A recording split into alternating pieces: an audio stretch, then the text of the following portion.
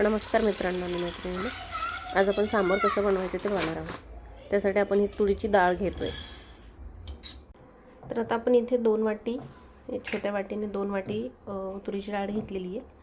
एक टोमॅटो घातलेला आहे. याच्यामध्ये अर्धा चमचा हळद घालू आणि हे छान असं शिजवून घेऊ. म्हणजे आता आपली डाळ शिजती आहे, तोपर्यंत आपण आता सांबार बनवण्यासाठी कोणत्या कोणत्या भाज्या लागणार आहेत ते पाहूयात. आपण इथे 2 बटाटे घेतलेत, लाल भोपळा घेतला आहे, काकडी घेतली आहे, एक हिरवी मिरची घेतली आहे, कोथिंबीर घेतली आहे, कढीपत्ता आणि 2 कांदे, भिजवलेली चिंच आणि गूळ, एवढं साहित्य आपण घेतलेलं आहे. आता आपण हे सगळं कट करून घेऊया. आपण आता इथे कांदा कट करतोय. बघा मी किती बारीक कांदा कट केलेला आहे. कांदा एकदम बारीकच कट केला पाहिजे, म्हणजे तो छान भाजतो. आता लाल भोपळा आपण कट करून घेतोय. लाल भोपळा कट करून झाला की आपण काकडी कट करून घेऊयात.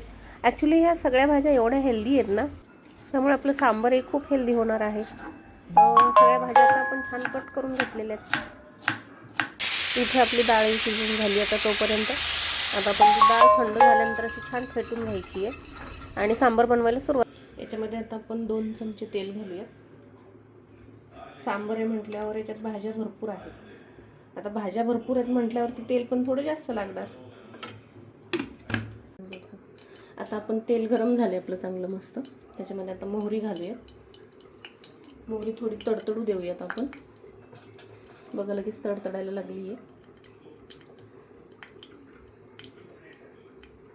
आता यामध्ये आपण जिरे घालूयात. 1 चमचा जिरे घातले आपण.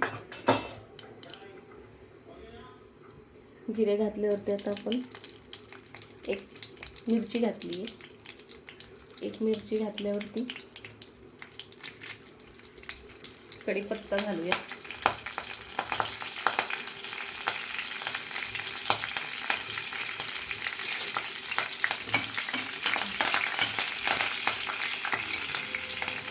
आता यामध्ये आपण कांदा घालून घेऊ.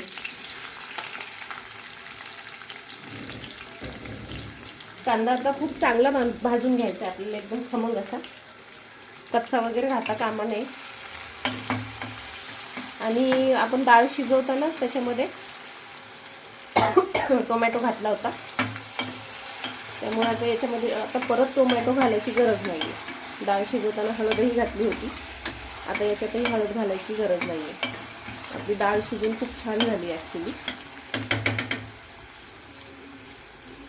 आता आपण याच्यामध्ये थोडीशी अद्रक आणि थोडासा लसूण हा ओबडधोबड कुटून घातलेला आहे. खूप बारीक केलं नाही आहे.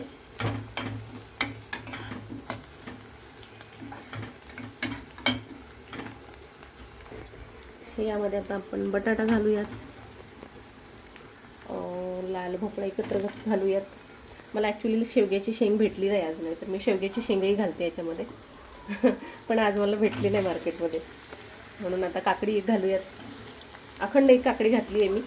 खूप छान लागते, खूप म्हणजे काकडीची सांबारमध्ये जी टेस्ट येते ना, हा हा हा, खूपच भारी.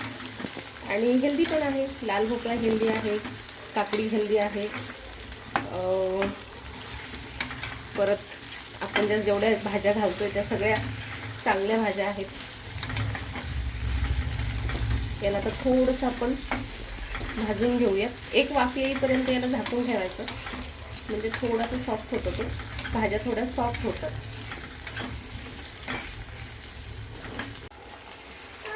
भाज्या अशा वाफलेल्या आहेत.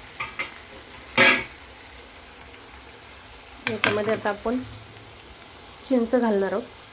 आपण चिंच अशी मॅश करून घेऊ, त्याचा कोळ करून घेऊयात चांगला. आता आपण याच्यामध्ये चिंचेचा कोळ घालूयात. असा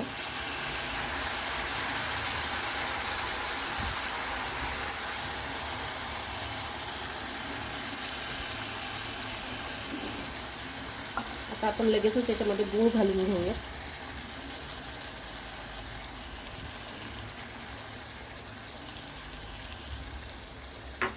आणि आता थोडा वेळ अजून एक वाफ घेऊयात.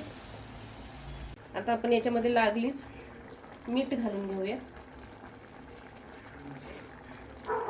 चवीनुसार मीठ घातलंय आपण त्याच्यामध्ये. थोडं हलवून घेऊयात आता त्याला आणि झाकून ठेवायचं. एक 5 मिनिटाची वाफ भरपूर होते त्याला. 5 मिनिटं एक वाफ येऊ द्यायची आणि मग राहिलेलं नंतर प्रोसेस करूयात.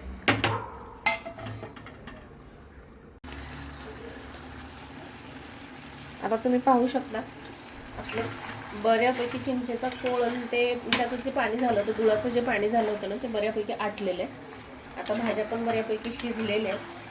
याच्यामध्ये आता आपण आपले मसाले घालून घेऊया. चिंचेचा कोळ आणि गुळाचं पाणी हे बऱ्यापैकी आटलंच पाहिजे म्हणजे त्याला जरा टेस्ट चांगली येते. आता आपण हा घालूयात कांदा लसूण मसाला. मी हा 3 चमचे घातलाय. घाटी मसाला 1 चमचा, सांबर मसाला 1.5 चमचा. आता याला छान हलवून घेऊ.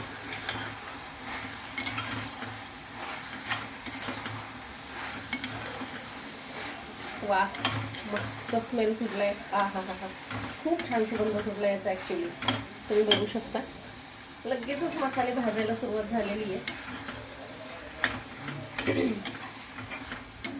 आपले मसाले छान भाजतायत आता. एवढा सुंदर खमंग स्मेल सुटली आहे ना याची.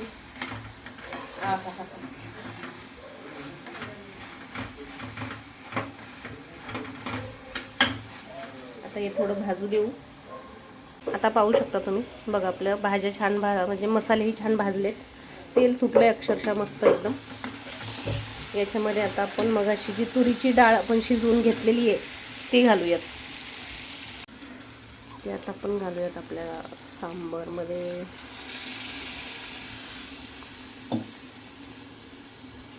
त्याला छान हलवून घेऊयात.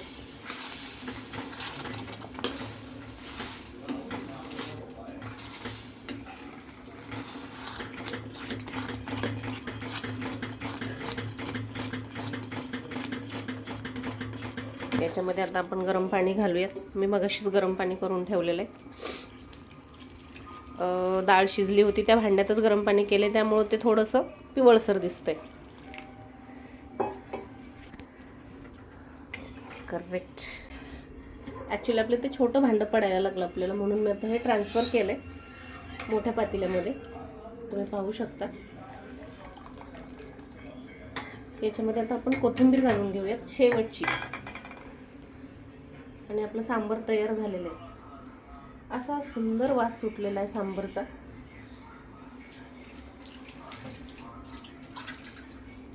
याला आता छान एक उकळी येऊ देऊयात. भाज्या आता जास्त शिजवायची गरज नाही आहे. भाज्या शिजून झालेल्या आहेत बऱ्यापैकी नाही, 90% भाज्या शिजल्यात. अगदी एक उकळी येईपर्यंत राहिलेली भाजी शिजून होते पूर्ण. आणि कमेंट करून सांगा मला कसं झालं ते. असं बनवून सांगा पण. अशा प्रकारे आपलं सांबर तयार झालेलं आहे. याला आता आपण एकदा हलवून बघूया. बघू शकता तुम्ही मस्त तर्री आलेली याच्यावरती पण.